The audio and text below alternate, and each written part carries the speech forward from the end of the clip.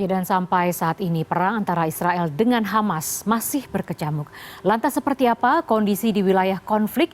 Sudah bergabung bersama kami melalui sambungan Zoom Duta Besar Republik Indonesia untuk Yordania dan Palestina, Bapak Ade Patmo Sarwono. Selamat siang waktu Jakarta, Bapak Ade. Selamat siang waktu Jakarta, selamat pagi dari Amman, Yordania. Dari Aman masih pagi ya Pak ya. Baik, kita langsung ke perihal ini Pak terkait dengan kondisi WNI di Palestina begitu. Pemerintah Indonesia telah menyusun rencana kontingensi evakuasi WNI dengan beberapa skenario Pak. Skenario tersebut bisa seperti apa saja? Jadi di wilayah konflik ini ada sekitar 143, saat ini ada 143 WNI. 10 ada di jalur Gaza dan 133 yang berada di Israel. Fokus utama kita saat ini adalah mereka yang di jalur Gaza karena situasinya sangat memprihatinkan dan mencekam. Dan ada 10 seperti saya sampaikan di beberapa media beberapa waktu yang lalu, ada 10 WNI terdiri dari 5 orang dewasa dan 5 anak-anak.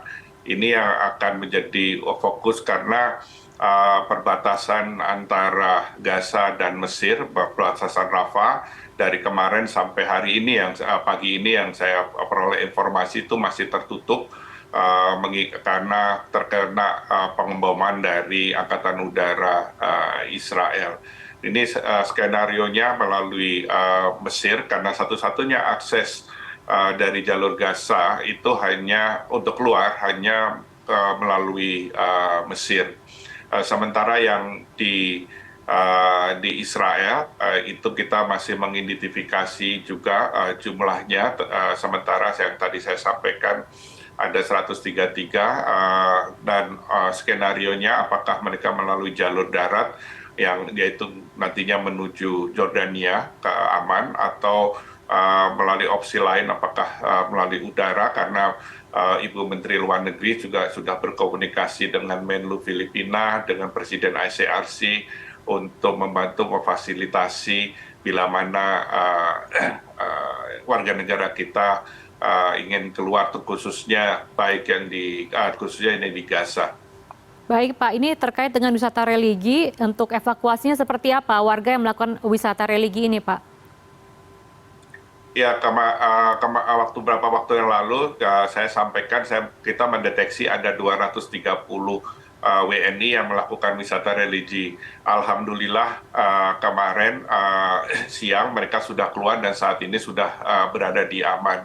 Prosesnya cukup lama di perbatasan, mereka sudah dari jam 8 pagi di perbatasan antara tepi barat dengan Aman, Jordan, namun prosesnya lama karena banyak juga yang ingin keluar dari Israel.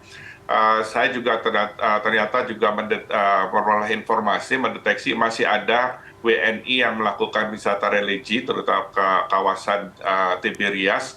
Itu ada sekitar ada 2 grup, totalnya itu ada 54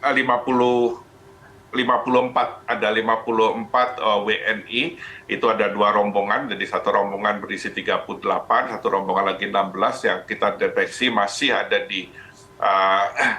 di wilayah Israel. Kita terus memonitor karena dari infonya ada yang akan keluar hari ini atau besok, ada yang akan keluar baru pada tanggal 13 Oktober. Jadi kita masih monitor setidak-tidaknya yang itu yang kita deteksi yang berada di Israel yang mengikuti wisata religi. Kita terus monitor apakah masih ada WNI lain yang melakukan ziarah atau wisata religi di tepi barat maupun di Israel.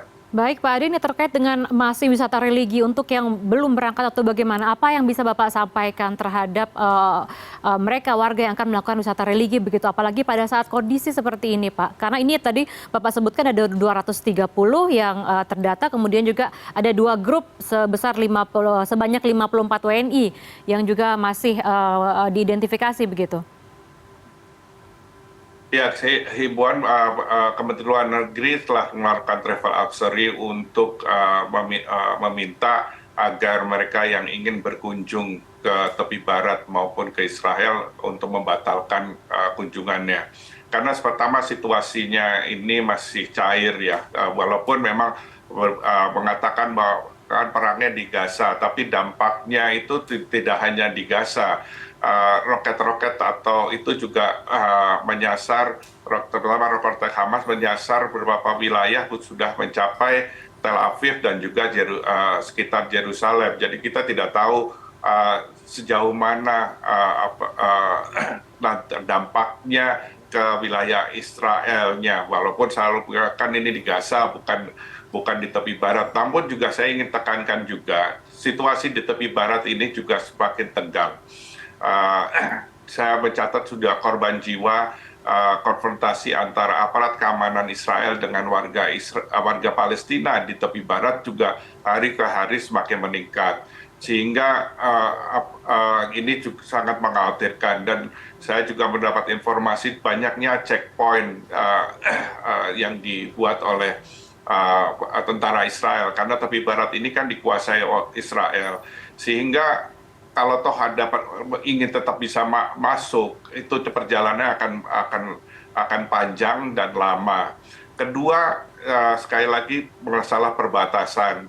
Perbatasan ini ya sekarang masih terbuka, bisa dibuka, tapi saya juga belum tahu terus terang apakah kalau nantinya pembukaan perbatasan ini hanya untuk yang keluar atau juga masih bisa untuk yang masuk gitu, karena informasinya untuk masuk itu masih dibatasi.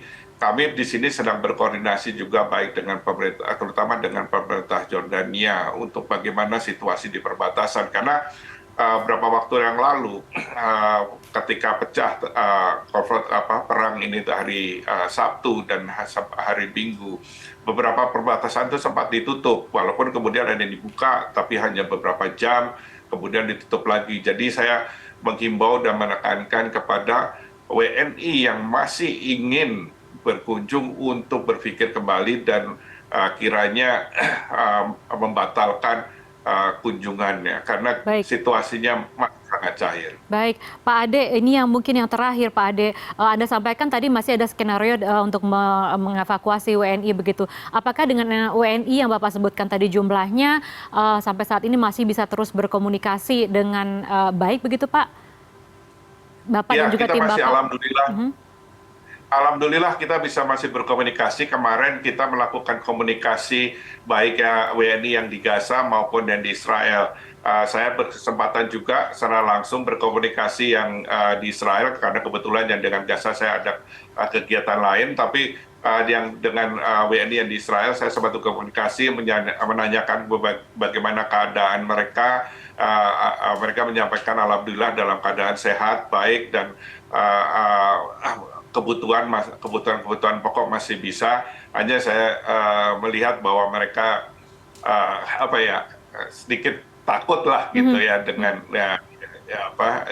tapi dan sekali juga mereka siapa yang benar-benar ingin keluar. Nah, ini yang masih terus kita identifikasi. Kalau yang dari Gaza, seperti saya sampaikan, kita sudah mencatat ada satu keluarga yang ingin keluar, tapi yang dari Israel kita masih mendata berapa yang sebetulnya secara resmi ingin niat untuk keluar, karena masih ada yang masih pikir-pikir, ada 6 katanya oke, mau ingin keluar, tapi ada yang masih pikir-pikir dulu, ada yang udah putus enggak, saya masih tetap di sini. Tapi dari hari ke hari, dari jam ke jam kita terus monitor kondisi mereka dan juga bagaimana keputusan mereka untuk dievakuasi. Baik, terima kasih Pak Ade Patmosorono, Duta Besar Republik Indonesia untuk Yordania dan Palestina. Terima kasih sudah bergabung bersama kami di CNN Indonesia News Hour. Selamat siang waktu Jakarta dan selamat pagi waktu aman Yordania, Pak.